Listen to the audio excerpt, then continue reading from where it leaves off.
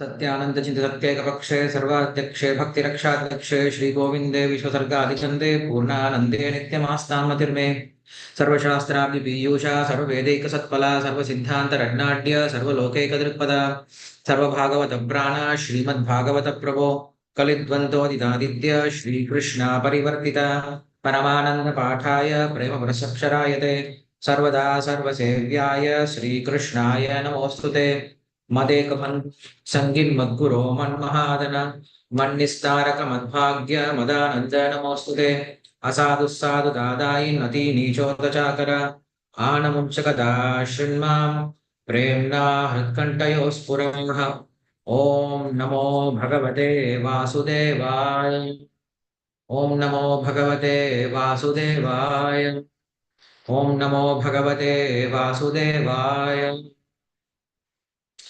श्रीमद्भागवतम 10வது ஸ்கந்தம் 9ஆம் அத்தியாயம் பதம் எண் 6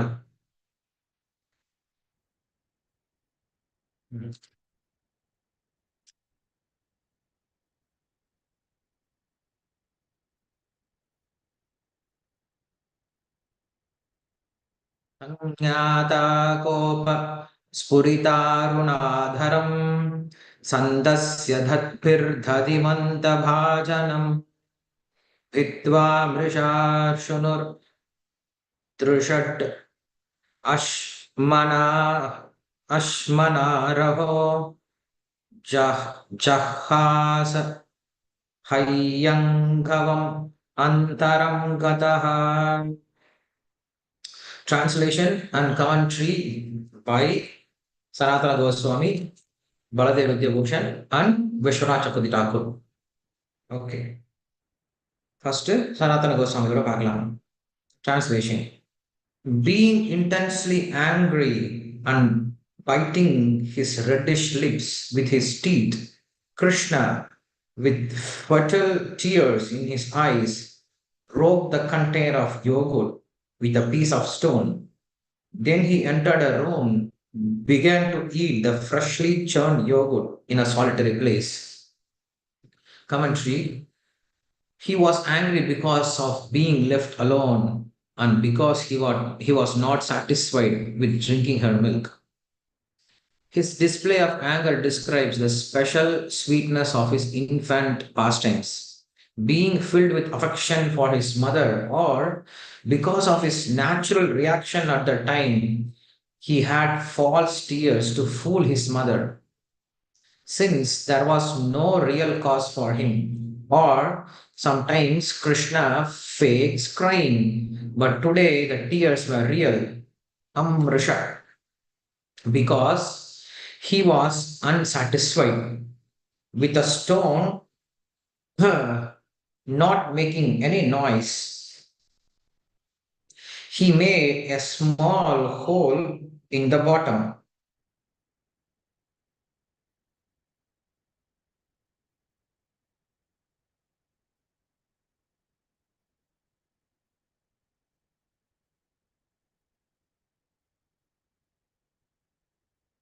With a stone not making a noise, not making any noise, he made a small hole in the bottom of the pot and then went into the storeroom.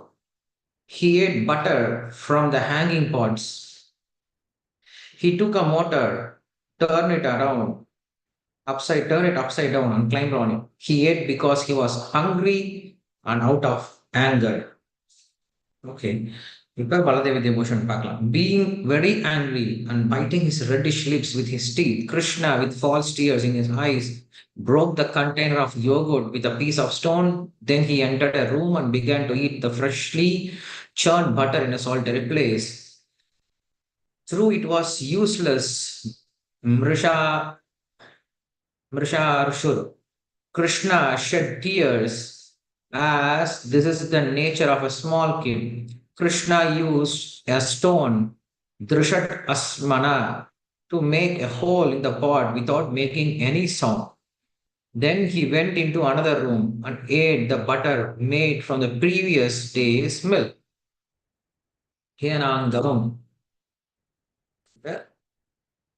Vishwanath Chakravarti Thakur. Commentary படிக்கலாம். The unsatisfied son become angry at being ignored by abandoning, becoming angry, biting his very reddish lips with his teeth, his eyes filled with real amrusha tears out of anger. With the fine tip of a piece of stone, he broke the yogurt pot, noiselessly making a small hole at its base. Because of hunger, going into a room, Antaram, alone, he ate butter, placed there by his mother from the previous day's milk to make ghee every day. Babies show their fickleness and sometimes show false tears so that mother would not become angry. This is the nature of a small child. But now the real tears arose from anger. But Shruti says, Vigataso appipasaha, the Lord has no hunger or thirst. Chandogya Upanishad. And Shruti says, Nitya triptasya truptir. From the Lord who is eternally satisfied, there is no dissatisfaction. Aroshano hi asau devaha. The Lord has no anger. Aroshano hi asau devaha. Mahabharata.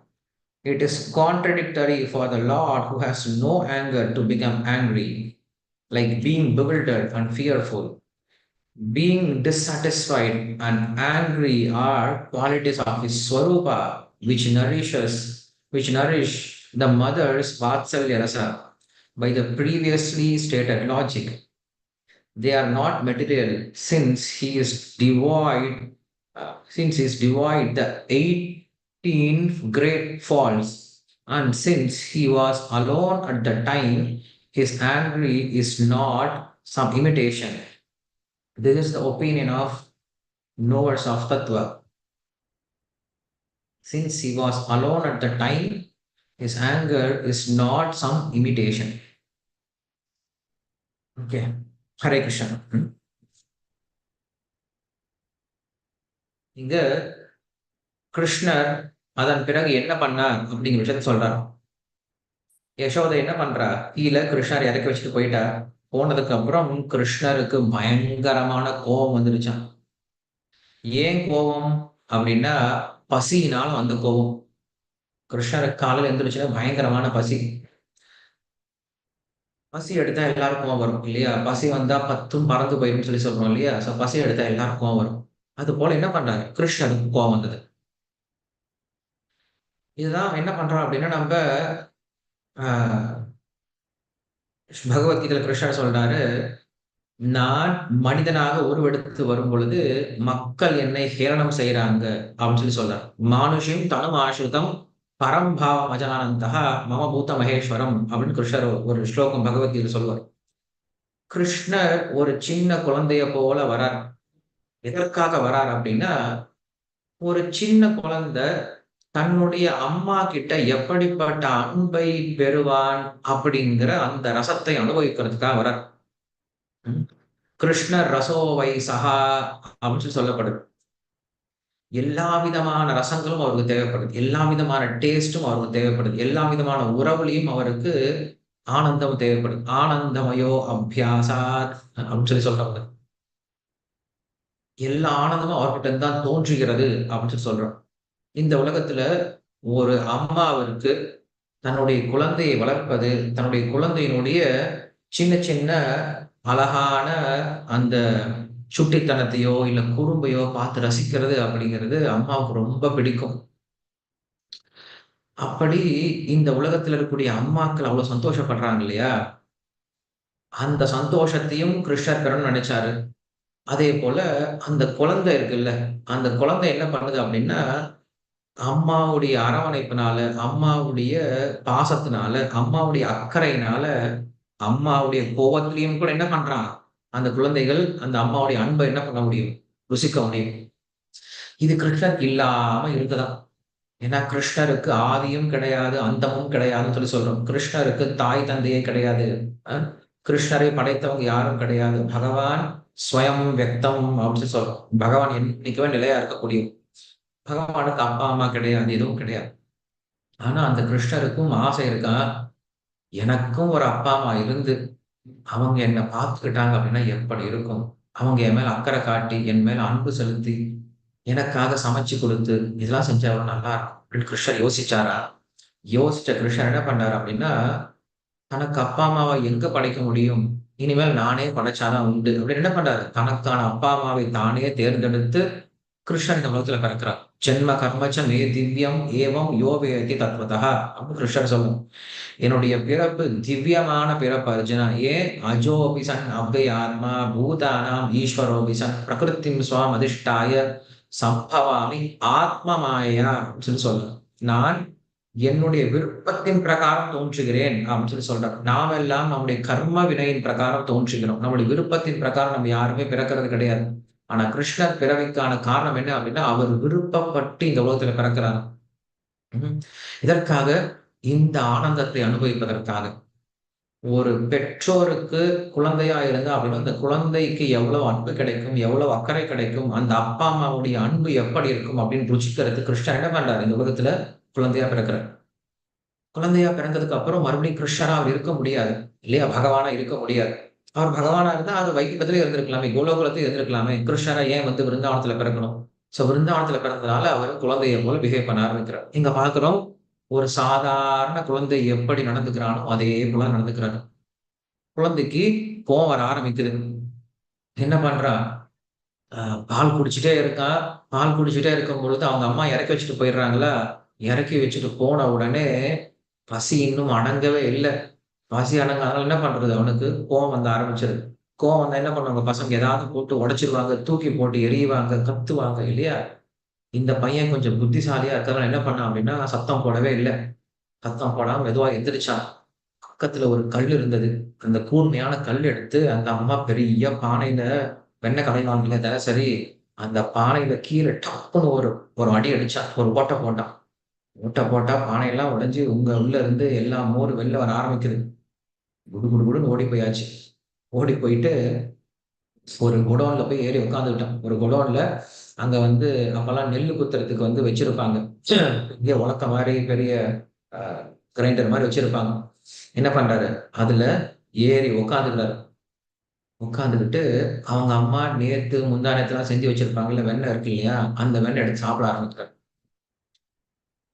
அவர் என்ன பண்ணியிருக்கலாம் அப்படின்னா, கிருஷ்ணர் வெறுமனே வெண்ணெய மட்டும் சாப்பிட்டுருக்கலாம். சரி எங்க அம்மா என்ன இறக்கி வச்சுட்டு போயிட்டா, பசிக்குது. என்ன பண்ணலாம்? போய் எங்க வெண்ணெய் கிடைக்குதோ வெண்ணெய் தெரியும். கிருஷ்ணருக்கு தெரியும். கிருஷ்ணருக்கு தெரியாத இடமே கிடையாது வெண்ணெய பத்தி. அவங்க அம்மா ஒளிச்சு ஒளிச்சு வைப்பாங்க. என்ன பண்ணுவாங்க அப்படின்னா, ஒரு சில சமயம் வெண்ணெய எங்க வச்சாலும் கண்டுபிடிச்சிடறான்னு சொல்லிட்டு, "நீ இங்கேயே இருடா" அப்படின்னு சொல்லிட்டு அவன என்ன பண்ணுவாங்க, ஹால்ல இறக்கி வச்சுட்டு, இந்த அம்மா உள்ள போயிட்டு ஸ்டோர் ரூம்குள்ள பெரிய வீடு இருக்கும் இல்லையா? ஸோ பெரிய ஸ்டோர் ரூம். நெறைய ஸ்டோர் ரூம் உள்ள இருக்குமாம். ஏதோ ஒரு ஸ்டோர் ரூம்ல போயிட்டு நெறைய பானைலாம் வச்சிருப்பாங்க இல்லையா? ஒரு பானையில ஃபுல்லா அரிசி, ஒரு பானையில வந்து பருப்பு, ஒரு பானையில மொளகா, ஒரு பானை ஃபுல்லா வந்து புளி, ஒரு பானை ஃபுல்லா உப்பு, நெறைய வச்சிருப்பாங்கல்ல. ஏதோ ஒரு பானைக்குள்ளார ஒரு சின்ன பானையில ஒளிச்சு வச்சுட்டு வந்துர்றாரு வெண்ணெய. ஒளிச்சு வச்சு வந்ததுக்கு அப்புறம் கிருஷ்ணர் விளையாண்டுட்டு இருக்காரு. அப்புறம் கிருஷ்ணருக்கு சாப்பிட வேண்டிய நேரம் வந்தது. கிருஷ்ணர் கேட்கிறார், "அம்மா வெண்ணெய் குடும்மா சாப்பிடுறதுக்கு" அப்படின்னு கேட்கிறாரு. "சரி இருடா கொண்டு வரேன்" அப்படின்னு சொல்லிட்டு அவங்க அம்மா உள்ள போறாங்க. உள்ள போய் தேடுன்னு தேடுறாங்க. கிடைக்கவே இல்ல. ஏன் கிடைக்கல அப்படின்னா, தினசரி ஒரு இடத்துல வச்சா தெரியும். தினமும் ஒவ்வொரு பானையில வச்சா எப்படி மறந்து போயிருவாங்க இல்லையா? எங்க வச்சோம்ன்னு தெரியலையே! நேத்து எந்த பானையில வச்சோம்ன்னு தெரியலையே! எந்த பானையில வச்சோம்ன்னு தெரியல தேடிட்டே இருக்காங்க. "அம்மா என்னம்மா ஆச்சு? எனக்கு பசிக்குது. சீக்கிரம் கொண்டு வர்றியா இல்லையா?" கிருஷ்ணர் கத்துறாரு. "இருடா தேடிட்டு இருக்கேன். இருடா எங்க இருக்குன்னு தெரியலடா. தேடிட்டு இருக்கேன்டா" அப்படின்னு கிருஷ்ணர் கிட்ட யசோதா சொல்றாங்க. அப்புறம் கிருஷ்ணர் சரியா சொல்றாரு. "என்னம்மா நீ இப்படி தேடிட்டு இருக்க? அங்க பாரு, அங்க ஒரு மிளகாய் வச்சிருக்கல்ல அந்த பானை. அந்த பானைக்கு பக்கத்துல புளி பானை வச்சிருப்ப. அந்த புளி பானைக்குள்ளார தான் நீ வச்சிருக்க நேத்து. அத கொண்டு வா." அப்படின்னு சொல்லுவாராம் கிருஷ்ணர். அப்ப யசோதா நினைப்பாங்க, "அடே! எனக்கே மறந்து போச்சு. வச்சோம் எனக்கே மறந்து போச்சு. உனக்கு எப்புட்றா தெரியும்?" அப்படின்னா, கிருஷ்ணர் சர்வஜன் இல்லையா? கிருஷ்ணர் பரமாத்மா இல்லையா? கிருஷ்ணருக்கு எல்லாமே தெரியும் இல்லையா? அதனால என்ன பண்றாரு? தன்னுடைய சர்வக்யத்துவத்தை வெண்ணெய தேடுறதுக்காக உபயோகப்படுத்திட்டு இருக்காராம். தன்னுடைய பரமாத்மா அப்படின்ற இந்த உயர்ந்த சக்தியை வெண்ணெய் எங்க இருக்கு அப்படின்னு சொல்லி தேடுறதுக்காக உபயோகப்படுத்திட்டு இருக்காராம் கிருஷ்ணர். சோ அப்படி என்ன பண்ணார் அப்படின்னா, கிருஷ்ணர் பார்ப்பதற்கு குழந்தையாகவே தான் இருந்தார். குழந்தைய போல தான் பிஹேவ் பண்ணார். ஆனாலும் அவர் பகவான் தான். பகவான் என்னைக்குமே குறையறதே கிடையாது. பகவான் பகவானா தான் இருப்பார். ஒரே சமயத்துல பகவானாவும் இருக்க முடியும். அதே சமயத்துல குழந்தையை போலவும் இருக்க முடியும். இது நம்மால முடியாது. நாம் குழந்தைன்னா குழந்தையா தான் இருக்க முடியும். நாம் கடவுளால மாற முடியாது. நாம் எப்பயும் கடவுளா மாற முடியாது. ஆனா கிருஷ்ணர் எப்படி இருக்க முடியும் அப்படின்னு 2மே இருக்க முடியும். ஸோ இங்க கிருஷ்ணருக்கு சொல்லப்படுது, பசி எடுக்குது அப்படின்னு சொல்லப்படுது. உண்மையில பசி, தாகம் எதுவுமே ஆத்மாவுக்கே கிடையாது. ஏன்னா ஆத்மாவிற்கு 8 முக்கியமான குணங்கள் சொல்லப்படும். இந்த ஆத்மா மோட்சம் அடையும் பொழுது, இந்த ஆத்மாவுக்கு 8 முக்கியமான குணம் வருமாம். அபஹதாத்மா, அ விஜரஹ, விமிருத்யுஹு, விஷோகஹ, அப்பிபாசஹ, விசிகித்சஹ, சத்யகாமஹ, சத்யசங்கல்பஹ அப்படின்னு சொல்லிட்டு 8 குணங்கள் சொல்லப்படும். நாம் மோட்சம் அடைஞ்சோம் அப்படின்னா, நமக்கு இந்த 8 குணங்கள் இருக்குமாம். இப்பயே நம்மகிட்ட இருக்கு. நாம் இந்த உடல் அப்படின்ற கருத்துல இருக்கிறதுனால நமக்கு அந்த குணங்கள் வெளியில வர்றது கிடையாது. அதுல 2 முக்கியமான குணம் என்ன அப்படின்னா, ஆபிபாசஹ, விஜிகித்சஹ அப்படின்னு சொல்லி சொல்றாங்க. இந்த ஆத்மாவிற்கு பசியும் கிடையாது, தாகமும் கிடையாது. ஆத்மாக்கு பசி எடுக்காது, ஆத்மாக்கு தாகம் எடுக்காது. அப்படி இந்த சின்ன ஆத்மாவுக்கே பசியும், தாகமும் இல்ல அப்படின்னா, கிருஷ்ணர் அப்படின்ற பரமாத்மாவிற்கு எப்படி பசி, தாகம் வரும்? அப்படின்னு ஒருத்தர் கேள்வி கேட்கலாம். கிருஷ்ணருக்கு வந்த பசி, தாகம் அப்படிங்கிறது அவருடைய யோக சக்தியினால உண்டுபடுத்தப்பட்டது. அது நம்மைப் போல இந்த ஜட இயற்கையினால வந்த பசி, தாகம் கிடையாது. கிருஷ்ணருடைய லீலையை பக்தர்களுக்கு இன்னும் ருசிகரமா மாற்றுவதற்கு அவர் என்ன பண்றாரு? கிருஷ்ணர் பசி, தாகம் எடுத்தது போல என்ன பண்றாரு? நடிக்கிறார் அவ்வளவுதான். ஒரு டிராமான்னு வந்துட்டோம் அப்படின்னா, அங்க அழுக செய்யணும், சிரிக்க செய்யணும், இல்லையா? கோவப்பட செய்யணும். உண்மையில அந்த நபருக்கு அதெல்லாம் எதுவும் கெடுக்காது. பட் இருந்தாலும் அதெல்லாம் பண்ணுவார். எதற்கு? அப்பதான் டிராமா நல்லாருக்கும். பார்க்கிறவங்களுக்கு நல்லாருக்கும். இது ஒரு விஷயம். இன்னொரு சில விஷயம் என்னன்னா, ரியாலிட்டி ஷோன்னு பண்ணுவாங்க. ரியாலிட்டி ஷோ அப்டின்னா, நடிக்கிறவங்களே என்ன பண்ணுவாங்க அப்டின்னா, உண்மையாவே கோவப்படுவாங்க, உண்மையாவே அழுவாங்க, உண்மையாவே வந்து சிரிப்பாங்க, உண்மையாவே வந்து அ எல்லா விதமான உணர்வுகளையும் வெளிப்படுத்துவாங்க. அதுவும் அவங்களுக்கு ஒரு விதமான சந்தோஷத்த குடுக்கும். அப்புறம் அவங்களுக்கு தெரிஞ்சிரும். ச்சே! நம்பளா இப்டி பண்ணோம் அப்டின்னு சொல்லிட்டு அவங்க பார்த்து அவங்களே பார்த்து சிரிச்சுப்பாங்க. அதுபோல கிருஷ்ணர் இந்த ரியாலிட்டி ஷோ மாரி பண்ணிட்டு இருக்காரு. உண்மையில கிருஷ்ணர் மறந்து போயிட்டாரு. தான் தான் பகவான் அப்படிங்கிற விஷயத்த மறந்து போயிட்டாரு. எப்படி மறந்து போனாரு? தன்னுடைய சக்தியை கொண்டு தானே தன்னுடைய உயர் தன்மையை மறந்துறார். இதுக்கு பேர் தான் நம்ம என்ன சொல்றோம்? யோக மாயை அப்படின்னு சொல்லி சொல்றோம். மொத்தம் 2 விதமான சக்திகள் இருக்கு. மகாமாயா அப்படின்னு இருக்கு. யோக மாயை அப்படின்னு இருக்கு. மகாமாயை என்ன அப்படிங்கிறது என்ன பண்ணும் அப்படின்னா, நம்முடைய ஆத்ம ஞானத்தை மறக்கடிச்சிரும். நாம் இந்த உடல் அப்படின்ற ஒரு கருத்துல கொண்டு வந்து வச்சுரும். நாம் ஆத்மான்றத மறந்து போயிடுவோம். நான் பகவானுடைய சேவகன் அப்படிங்கிறத மறந்து போயிடுவோம். இந்த உலகம் தான் ஆனந்தமயமானதுன்னு நினைச்சு வாழ்ந்துட்டு இருக்கிறதுக்கு பேரு தான் மகாமாயை. நம்மள ஏமாற்றக்கூடிய மாயை. இது பௌதிகமானது. இன்னொரு மாயை இருக்கு. அதுக்கு பேரு அ யோக மாயை அப்படின்னு சொல்லி சொல்லுவோம். இந்த யோக மாயை வந்து கிருஷ்ணருடைய ராதாராணியோட சக்தின்னு சொல்லி சொல்லலாம். ராதை தான் கிருஷ்ணர் தான் யோக ராதையா வந்து கிருஷ்ணருடைய சக்தி தான் ராதையா வந்திருக்காங்க. அந்த ராதைக்குடைய கண்ட்ரோல்ல தான் இந்த யோக மாயா இருக்காங்க. இந்த யோக மாயை என்ன பண்ணும் அப்படின்னா, கிருஷ்ணருடைய ஞானத்தையும் மறக்கடிச்சுருவாங்க. ஏன்? அப்பதான் வந்து அவங்க உண்மையா அனுபவிக்க முடியும். இல்லன்னா கிருஷ்ணர் குழந்தையா இருக்கும்போது, நான் தான் பகவான் அப்படின்ற எண்ணத்துல இருந்தார் அப்படின்னா, அவரால என்ன பண்ண முடியாது? குழந்தைய போல பிஹேவ் பண்ண முடியாது. அந்த அந்த உண்மையான டேஸ்ட் கிடைக்காது. நான் தான் அந்த குழந்தை அப்படின்ற டேஸ்ட் கிடைக்காது. நம்ம ஏதோ பொய்யா நடிச்சுட்டு இருப்போம். அப்படி இல்லாம கிருஷ்ணர் தன்னுடைய சக்தியை கொண்டு தானே தன்னுடைய உயர் தன்மையை மறைத்துக் கொண்டு இங்க இருக்கார். கிருஷ்ணருக்கு இன்னொரு பேர் ஆத்மராமா அப்படின்னு சொல்லப்படுது. ஆத்மராமா அப்படின்னா, தன்னில் சந்தோஷமா இருக்கக்கூடியவர். அவருக்கு வேற எந்த சந்தோஷமும் தேவையில்ல. அவர் யாரையும் எதிர்பார்த்து கிடையாது. அவரை யாரும் திருப்திப்படுத்தவும் முடியாது. தான் எப்பயும் திருப்தியா இருப்பார். அப்படிப்பட்ட கிருஷ்ணருக்கு தாகம் வந்ததா? அப்படிப்பட்ட கிருஷ்ணருக்கு பசி எடுத்ததா? அப்படிப்பட்ட கிருஷ்ணருக்கு கோவம் வந்ததா? இங்க அப்படிதான் சொல்லப்படும். காரணம் என்ன? பகவான் இந்த ஆனந்தத்தை பக்தர்களுக்கு ஆனந்தத்தை அதிகப்படுத்துவதற்காக இதெல்லாம் பண்றார். இப்ப நம்ம கேட்கிறோம் இல்லையா? இது கேட்டா நமக்கு ஆனந்தமா இருக்கு இல்லையா? கிருஷ்ணர் இப்படிலாம் பண்ணாரு அப்படின்னு சொல்லி நம்ம பேசிக்கிறதுக்கு ஒரு கதை இருக்கு இல்லையா? இல்லன்னா என்ன பண்ணுவாரு? மற்ற மதங்கள்ல பார்த்தோம் அப்படின்னா, உங்க சாமி என்ன பண்ணுவாரு? அப்படின்னு கேட்டா, எங்க சாமி இப்படியே கை வச்சுட்டு உட்கார்ந்துட்டு இருப்பாரு. நல்லவங்களுக்கெல்லாம் இப்படி ஆசீர்வாதம் பண்ணுவாரு. கெட்டவங்க எல்லாத்தையும் இப்படி நரகத்துக்கு அனுப்பிச்சுட்டே இருப்பார். இல்லையா? இது மற்றவங்களுடைய சாமி. பட் நம்முடைய கடவுள் அப்படி கிடையாது. நம்முடைய கடவுள் எல்லா விதமான காரியங்களையும் பண்றாரு. காரணம் என்னது? நம்மள எப்படியாவது அவர் பக்கம் இழுத்துக்கணும் அப்படின்னு சொல்லிட்டு.